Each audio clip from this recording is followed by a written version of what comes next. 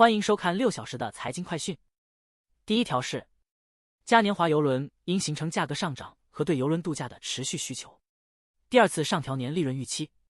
预计2024年是邮轮运营商的创纪录年份，2025年的预订量达到历史新高。接下来这条，今年股市涨势有少数大型科技股领涨，策略师认为，市场过度依赖少数股票可能令人担忧，但这一趋势对市场未必是坏事。下面这条，美国法官拒绝了 Visa 和 Mastercard 达成的300亿美元反垄断和解协议。该协议限制了这两家支付机构收取的商家信用卡和借记卡手续费。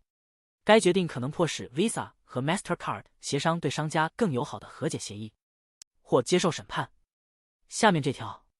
今年紧张的总统竞选可能会取决于选民对经济、移民和拜登总统第一任期内美国生活的其他几个关键元素的评估。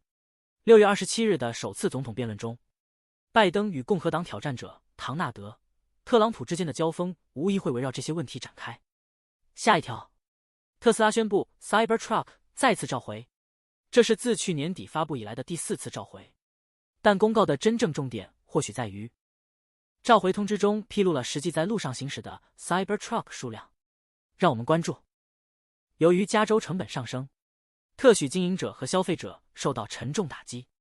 一家麦当劳特许经营商因租金上涨等因素，不得不关闭旧金山的一家分店。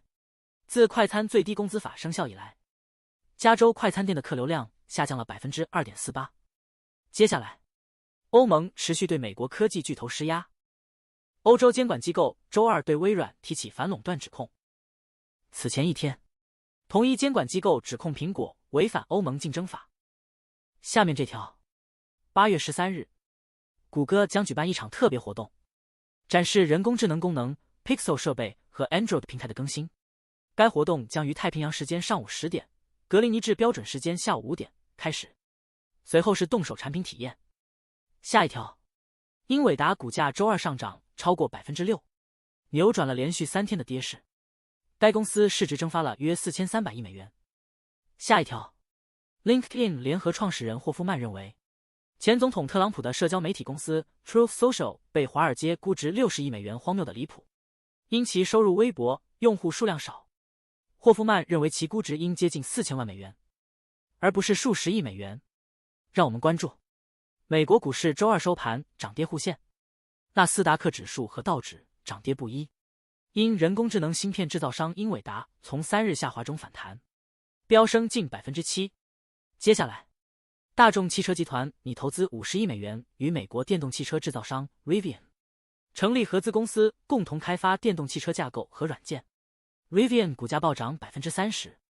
公司市值增长超过30亿美元。下一条，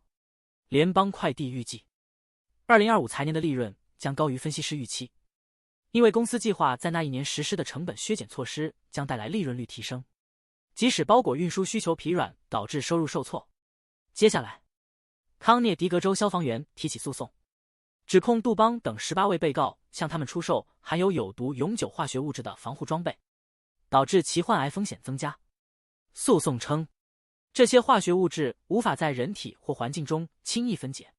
与高胆固醇、低出生体重和肾癌等负面健康影响有关。最后一条是， OpenAI 推迟为 ChatGPT 发布备受期待的语音助手功能，以确保安全有效地处理数百万用户的请求，原定于6月底向付费订阅者小范围发布，但公司决定再推迟1个月，以便达到发布标准。以上是过去6小时的财经快讯，我们6小时后见。